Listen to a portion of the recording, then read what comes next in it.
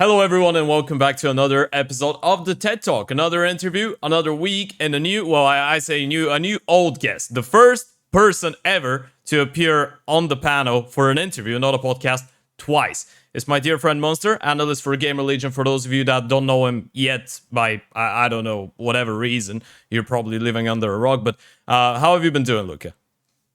I've been pretty good. Thank you, Ted, for the repeat invite. Looking forward to this one and maybe a third at some point in the future.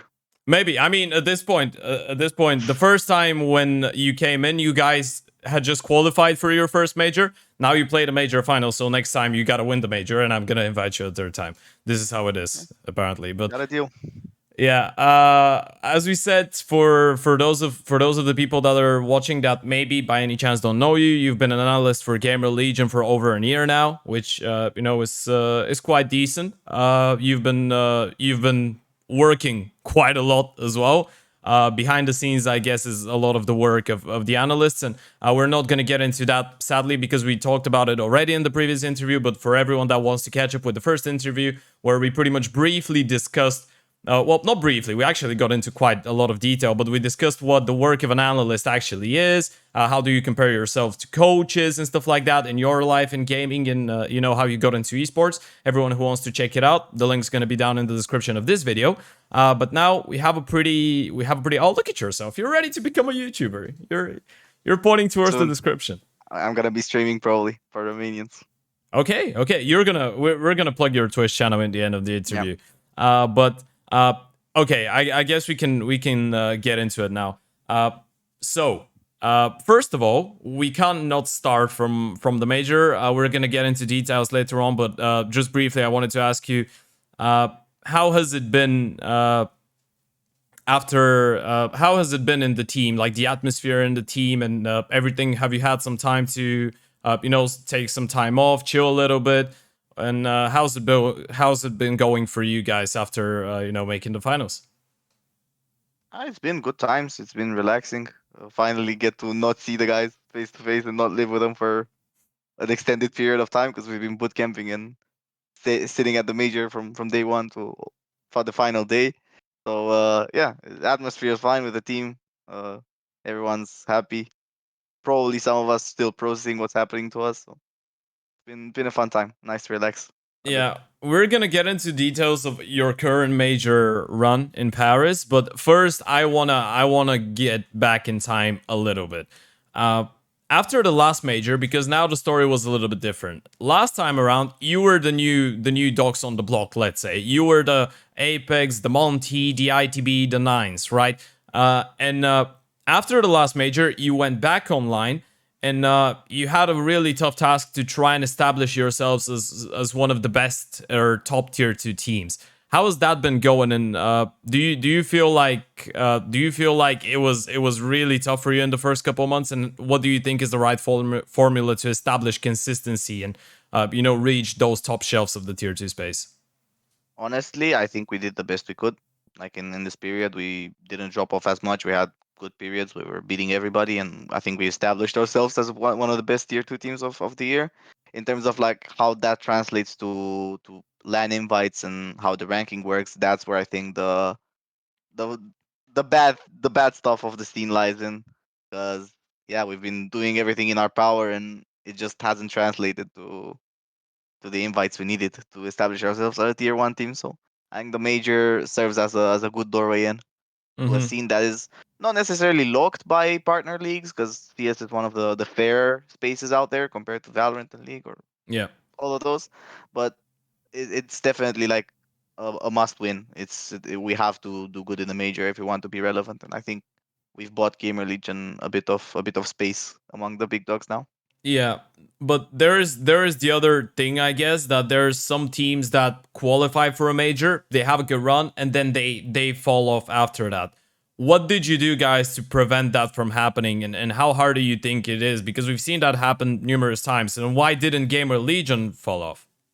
Because we didn't play anything. Like after the major, we just went straight into the player break. It's basically like half as a reward for working as hard and Hmm. doing it like going all the way. But second, just to conserve the spirits and conserve the momentum. And now obviously we're gonna get like some LAN invites and stuff. We're gonna have some events after the player break. I don't know if it's the right choice because I've only been in this position once. But yeah, I mean, online CS is bound to be high variance regardless of who you are. The only reason why we don't make up these storylines for the tier one teams is because they don't have to play the CCTs, the Elysas, whatever. They're just not put in the position to fail. So how can you fail when you're in a position to not fail? Yeah. So I think for us, like, it's definitely nothing different compared to like Apex or it can happen to us. Bad results can happen online to anybody. It's just higher variance than online. Yeah. Do you feel like there was more pressure on you and the team and the players to perform after the first major? Because, matching high expectations is a completely other thing to, surprising people when they didn't expect anything from you. And, this is something that I guess would be relevant for teams like Apex, Monty, ITB, and Nine after this major. Now that they qualified for, especially for Apex and Monty and ITB actually, anyone but Nine, because all of them made the playoffs as well. But how do you feel like the game changes, and does the atmosphere on the team change when you are actually getting into those bigger tournaments, more important games, and you know that people are looking at you and they expect you to do well?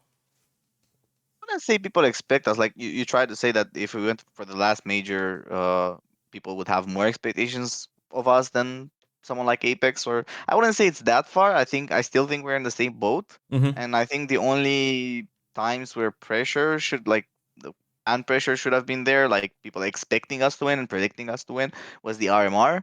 After that, like it toned down to a point we're probably gonna talk about it later, but it toned down. There was definitely no pressure from the outside, nobody expecting us or you know cheering for us to win and pull through Yeah. after the RMR and after we made it to the main event. So I still think we had like similar grounds, similar mental grounds to operate uh, as in the Rio Major this time.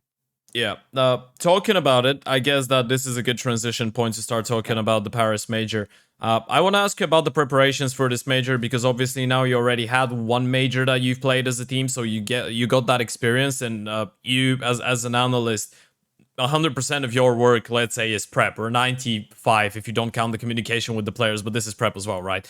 So you've done it once already. The players have done it once. The coach has done it once. How was the prep different for this major, or it was just the same? What was the entire working process? Can you talk us through it a little bit? I mean, it was completely different because the last major was also one of the first tournaments, if not the first tournament, if you count it as a whole as one event, for us as a team. So definitely back then, anteing and how we do preparation was a bit on the rougher side compared to now. So I wouldn't say it's changed major to major. It just like was a gradual process, and this major was basically the apex, the high of these like 8 months of working together, like six Yeah. months of working together and like crafting the stuff and me getting better at working with a team and the team getting better at extracting and finding balance in preparation.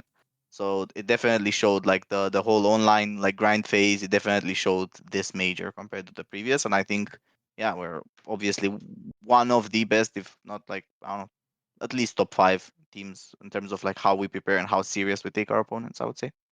Okay, okay. What do you think is the, because you say you are a top 5 team in terms of the preparation. What do you think you do better than other teams and other tier 1 organizations, coaches and analysts? I think in terms of preparations, there's two types of teams or approaches, and I think by the fact that I'm saying we're doing really good is that I think we're balancing it really well. So for prep, Mhm. it's what you do for the opponent, what you prepare for the opponent, and what you prepare for yourself. So for yourself means that you're aware of your own tendencies and you're able to recognize if the opponent is anteing you, and you're able to change up and mix up really well so that you're not readable. And the anteing is the doing this for the opponent, the same, just predicting what they're gonna do. And I think we have like in the team right now we have like a almost perfect balance between the two when it comes to like different opponents, because different opponents require different types of approaches in terms of how well they also prepare. And you know it's just a headbutt between the teams who can figure each other out better. And I think this major, maybe except one or two games, I think uh, we were on top when it comes to preparation. Yeah, yeah. I'm gonna ask you a little bit about that later on again, because when we talk about some of the matchups and specifics, I'll be really interested to see, especially about the hero game. But again, we're gonna talk about that in a bit. So prep's done. You go into the major challenger stage. a lot of people expect you guys to do well in the challengers, at least, especially after you did so well in the best of ones the previous time, right? Because in the previous major in Rio, you started to winning the best of ones, and then you lost it in the best of threes, right? But then day one starts, you lose to Complexity, you lose to the Mongols, both games on Inferno, a map that traditionally is really good for you guys. How were the feelings like after the first two games, and what do you feel like was the reason for you guys not to be able to perform on the first day? I've been asked this question more times than I could count. The feelings, the atmosphere was not bad. We weren't dealing like we were dealing with the pressure and with the losses as they were. I Yeah. don't think anybody was like depressed to a point that we actually thought and we wanted to go home and we uh, didn't believe in ourselves. I don't think it reached that point, and maybe as people would expect from the outside, and maybe as some of our opponents, maybe Mousesports or someone else that were in tough positions were thinking.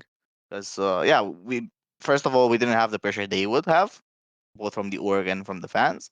And I think we've reached a point in the team where we know what our highest level looks like. Obviously, it's easy to say like retrospectively after reaching the major final. Yeah, we know how high we can get, but even back then we knew that that was not our level shown on those days. Like props obviously to both of our opponents for winning and being better Yeah. on those matchups. But it was clear that we weren't really playing like a team as cliche as that sounds. Maybe it was nerves.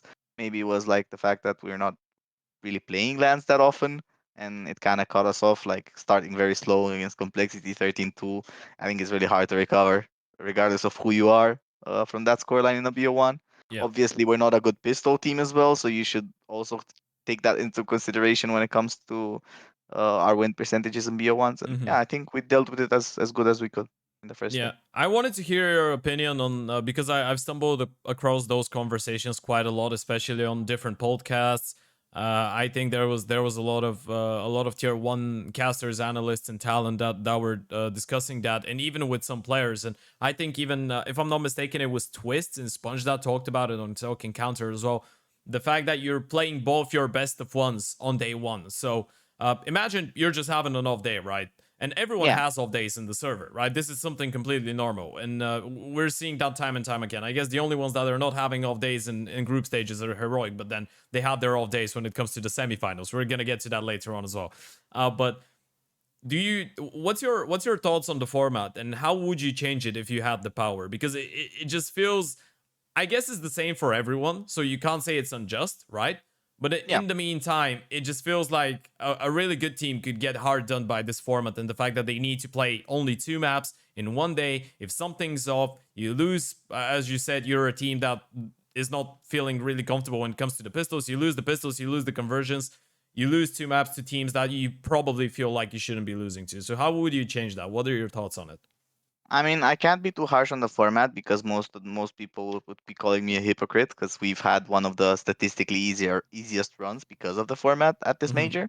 So I realistically can't critique it that much, but obviously I would have liked the chance to face Mongols and complexity in a BO3.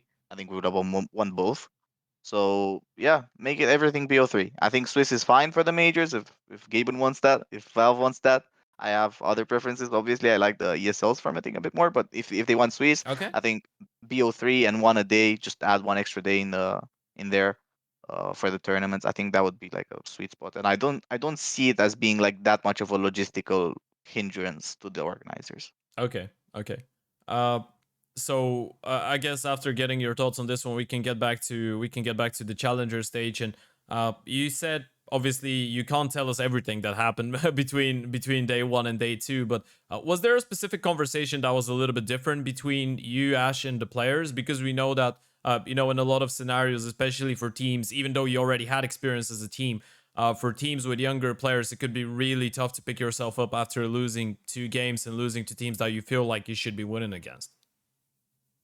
Yeah, I mean, just as last time, our manager gave us food again.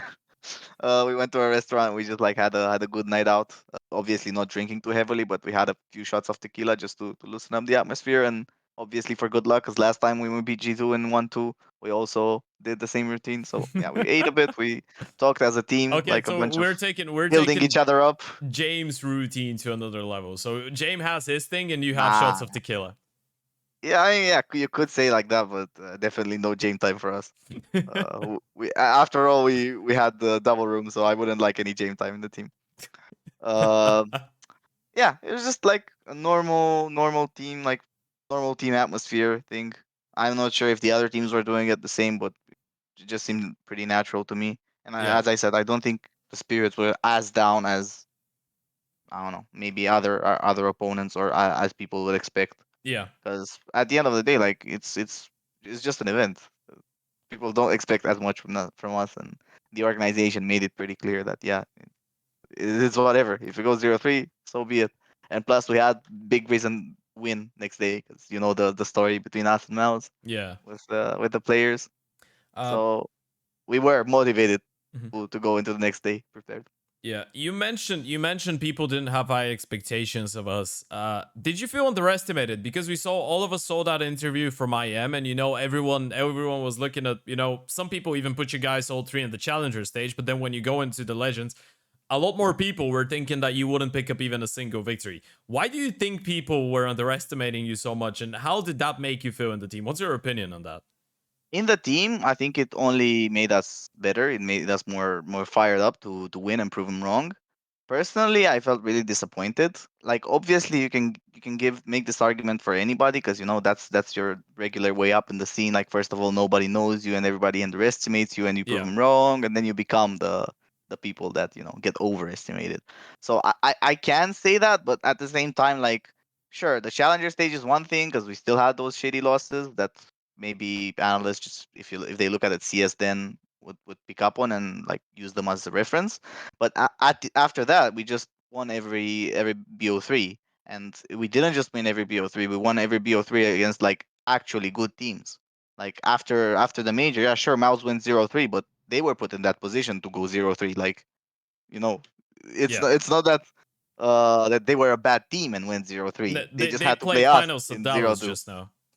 Yeah, that was my point. Like you Yeah, see, Mouse is doing pretty good now, even in this current form, and they didn't make any changes.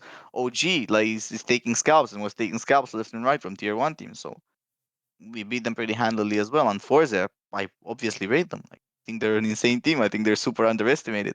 So I think those wins, if people would look at the CS we played in those games, that we didn't rely on people like crazily overperforming in our team. We didn't rely on luck or whatever. Like we still had really shitty pistol stats and like really bad starts to maps. Like I think in all maps except maybe two of them, like 2 out of 6 maps or maybe 2 out of 7.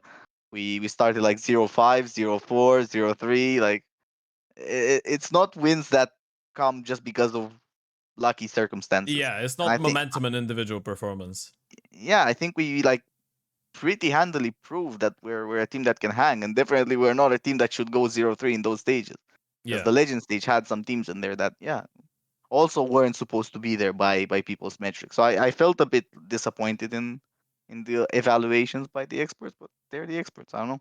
yeah. I was about to ask you about the Mouse OG and Forza games. Which one do you feel like was the hardest for you to prepare for, and then for the players mentally going into it? For the players, probably it would be Mouse because of the history and because of the situation that we're in at 0-2. Yeah, Like that was perhaps the most stressful. For me personally, I would really love to shout out Forza because they're an amazing team, both like preparation wise and on the server. Maybe on the day we got the lucky draws in terms of the clutches and like stuff went our way, but before then, like before this matchup, Forza beat us almost every time we faced them in every circumstance or every other lineup difference. So yeah, that was my game I had to prepare for, and that was also like one of the rounds in the Forza game when Inferno. That was probably the highlight of my analyst career, where we just like shut down one of their plays and knew exactly what was coming, and in like 10 seconds they were 5v1 on the map. yeah. I guess it feels really good, especially now. I'm gonna make a little bit of reference to the old interview that we did, the first one, where you said that essentially an analyst work, you work a lot, and all of your work is gonna win, let's say, one round per three maps. But this one round could be really important. Speaking about the details, obviously, not the heavy ante and the preparation for the team, but I bet it feels really, really nice when it comes into a 2-2 decider game of the major. We're Yeah. moving forward into the legend stage, though, and something interesting I wanted to talk about. Now, we're not gonna go through matchup, and talk about every single game individually, but the fact that there was this major was one of the most interesting ones in terms of upsets and tier two teams making deep runs into it. You played against most of those. I mean, the only tier two team that was a pleasant surprise into the breach that you didn't play against.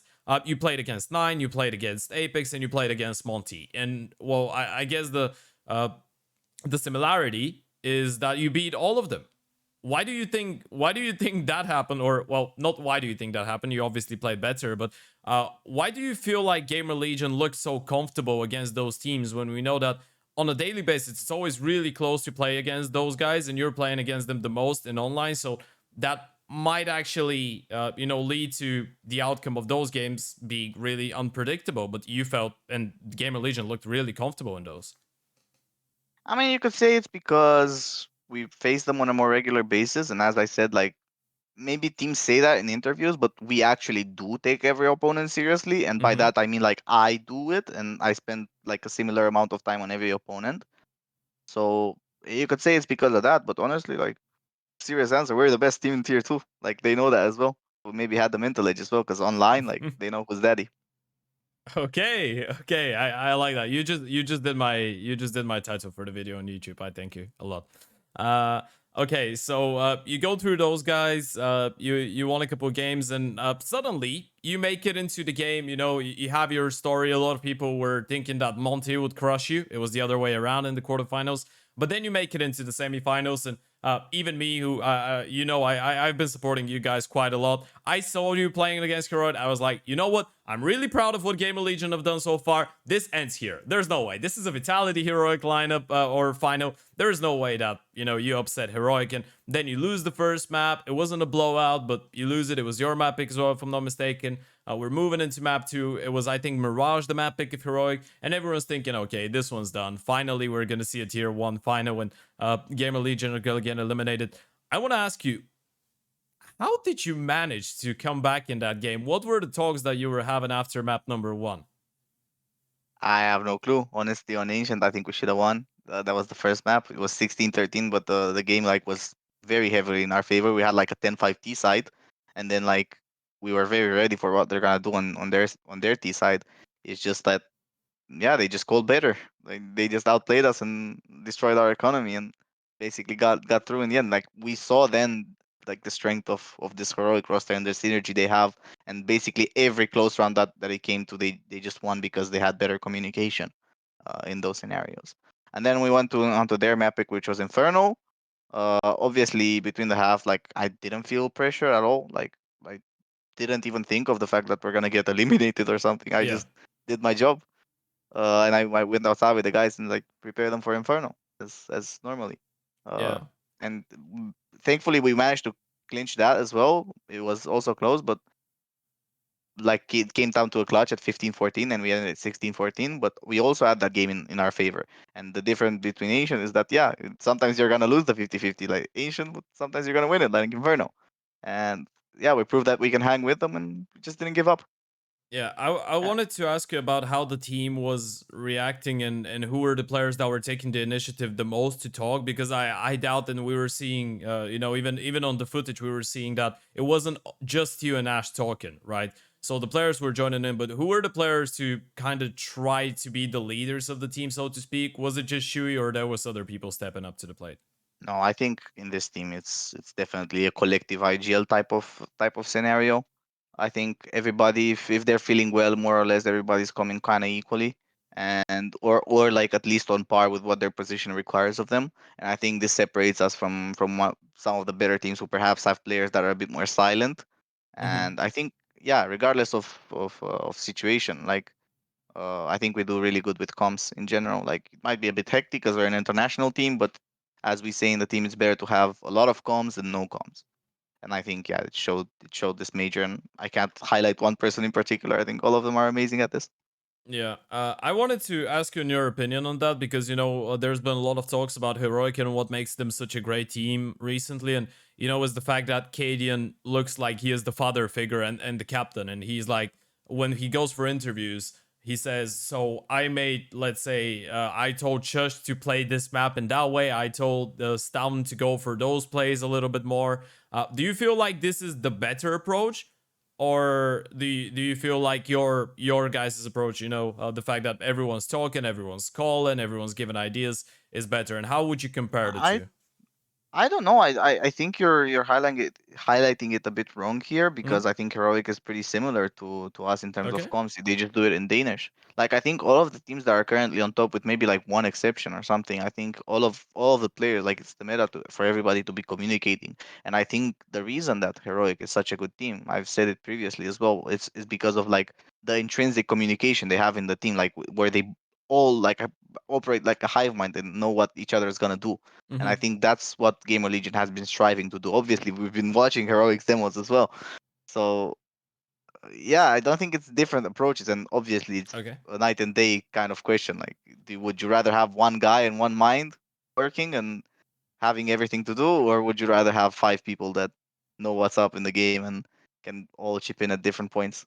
Yeah, yeah. It's kind of like something I wanted to pick your brain on because I've been listening to similar discussions, I guess, and discussions on that topic recently on several podcasts. So I was curious to see what you think about that as a possibility. One guy controlling everyone. But I think it's we're just an gonna. interview thing for Katie, and it's just because he like takes a lot of the shining light himself, and Okay. you know, I think it's just an impression that people get. But no, heroic is everybody's communicating, everybody's putting in the work. Okay, okay. I wanted to ask you real quick before we get into individual performances and some of the players, or at least I want to ask you a lot about, but uh, I gotta ask you what happened in that final, and why do you feel like you couldn't upset Vitality in the way that you did against Heroic? Yeah, the finals kind of a disappointing moment for me. It's not in the team, it's in myself because Overpass was a game that pretty unlucky, and we also didn't play as a team. We basically reverted to the nervous position that we were like in the first challenger stage. So I think yeah, the fans kind of affected us, even though I don't think to as big of a degree as people highlight. So Overpass, like our own pick, uh, unfortunately, we should have lost regardless of the situation because they got the better clutches. They just yeah had the luck on that map. But on Nuke, I think definitely I will take a bit of the blame because they outplayed us pretty bad. Even though the scoreline won't say that, uh, they were doing a lot of things that I prepared the guys to not be ready for or to not expect. And I think at this tier of play, I think maybe lack of experience is showing because you should be expecting everything. And I maybe got a bit too confident in how we prepared for the other teams because we were Yeah, ready for whatever they were gonna do. And Vital just did a 180 and said, "Yeah, we're not gonna do that, and we're gonna be disrespecting you in this sense and just do completely new stuff." yeah, So yeah, I think we got a bit outplayed there, unfortunately. Maybe my part is also in that. Maybe Ash, maybe Camille, but yeah, it was their map at the end of the day. They're one of the best Nuke City teams, so I don't feel as disappointed in the result itself as I do in the preparation. yeah, yeah. I wanted to ask you because you did mention, especially on the nuke, and now I guess we gotta address the elephant in the room, right? IM was spectacular on at this event, and even on that nuke, one of the main reasons for this game to be closer in terms of the scoreboard was Ima just killing 3 people per round on the CT side from main, right?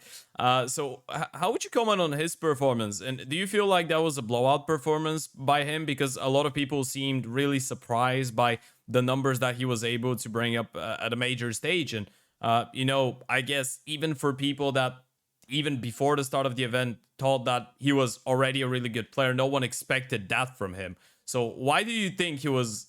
How do you think this guy just goes from dominating online scene to being the second best player at the last CS:GO major? I think the contrast is what like made it so apparent with him because people before the tournament were only saying the names of two people in the team, Acor and Shui. maybe because of narratives, like lazy narratives from people that they're not actually paying attention how good this guy is and how good his and consistent his numbers have been for the longest time, the time I've been here, the time I can remember. So in this sense, yeah, I obviously am surprised that he's been able to translate it to such a like consistent level on land against these teams. But I'm not as surprised as people say that. Yeah, he just like had a live tournament or whatever. He does this frequently. Just watch any game of Legion demo, and he's there doing the same. Yeah. What do you So think makes him such obviously a good player? he's a very smart, he's a very balanced player. Like across the time I've been in gamer legion, he's been maturing and evolving a lot, and he's been like overcoming some of his flaws, be it personality wise or on the server. And I think now he's reached a player where he's reached a point where he's like the perfect star to have in the team. uh, he's just gonna do his job regardless of whatever you do with him. He's gonna play roles if you need him to, but in this team he has like some of the better positions, especially on CT side. So we set him up well. He's doing his job. He's very consistent with it. He's coming very well. He's a very nice person to be around. So yeah, he deserves it. It's just normal for him, I guess. Okay. I guess something that's kind of like the last thing we gotta mention about it. Uh, what do you think should be done for you to be able to do you think that you can maintain that level? Do you think that you can continue qualifying for big tournaments and do well in surrounded by tier one opposition? That's not dependent entirely on us. Obviously, this placing helps with the ranking points and whatever else. So we're gonna get a few shots to keep proving it. So we're gonna see how that pans out. But I definitely see no reason why we would fall off. In terms of maybe not necessarily in terms of placing, because I told you like that's volatile. Anything can happen. Like Yeah. everybody's good at CS these days. But in terms of like being relevant and being in the conversation, I don't see why we should fall off because our style isn't very gimmicky. Like as anybody that watches the game, we're not a lot of, like we're not a gimmicky team in terms of like if people figure out your style, you're just fuck. We're not like that. We're just playing meta CS and we're playing it well. Yeah, and on that note, I guess the next really logical thing that a lot of people would be thinking and would be on a lot of people's minds is usually with the major being over, the first major of the year, and that scenario is the only one because of CS2 going out. Obviously, any day now, well, any month now, any year now, we don't know, but whenever the game's ready. Uh, a lot of the times when a team from the tier 2 space does that well at a major and then the player break comes in, there's a lot of rumors about transfers and the roster mania and players getting picked up. I know obviously even if something's happening you can't just say it and leak it out. We don't want any leaks right now for full disclosure. But what do you feel like is next for Gamer Legion as a team and for you as an individual? Have you guys already set plans for the next, let's say, couple months? Have you thought about CS2 and what's next? I think we're just gonna keep going. Good GG go next. As sad as that sounds, we're placing as high as the major, like second at the major. You have to go back to the drawing board. I think we just keep going. Like we take the break that we've earned and we keep going as a team, or maybe not as a team. We don't know yet. Like I don't know, even being from inside. Yeah. But the plan is like we've all come together and said, yeah, we're just gonna keep going. We got where we wanted to go. Now let's prove it. In terms of the team, I wanted to ask you about you as an individual as well, though. Uh, After now being an analyst at two majors, being an analyst at the playoffs of a major, making it into the grand final, and being heavily involved in the process, as you said, kind of battling it out against other coaches and analysts of tier one teams and other oppositions. Have you had the thought about coaching anytime soon? Do you feel like it is a possibility for your future, or you don't feel ready yet? I'll be honest, I don't think I'm ready yet, especially for the highest tier of play. If I would cash out my analyst tongues right now, I don't think I would get like a good coaching gig, and I don't think I'm ready for it to be honest. Hmm. I think I'm really good second kind of guy to have in the team because I'm a really good supportive person in general. Like I just do the work and I shut up about it, regardless what you want me to do, and I'm a positive guy. I think I'm pleasant to have around for the players in general. And I think I'm pretty versatile also in what I can do, especially now I've gained a bit more experience this last time I was speaking to you. I'm a bit more confident. So yeah, maybe in the future, obviously I would like to be a coach as an end game, but right now I'm just content to working with this team and to being as good as I can in my position for them. Okay. Okay. Well, thank you. I guess that was about it. The topics that I wanted us to discuss here. As a final, I guess, question, I'm gonna give you the chance to say whatever you want to everyone that's been supporting you and the team, everyone over at Romania, let's say, and of course to plug your Twitch channel and anything else you want to plug. I mean, I've been thanking people for the past month, so I think I'm done with thanks. Obviously, Okay.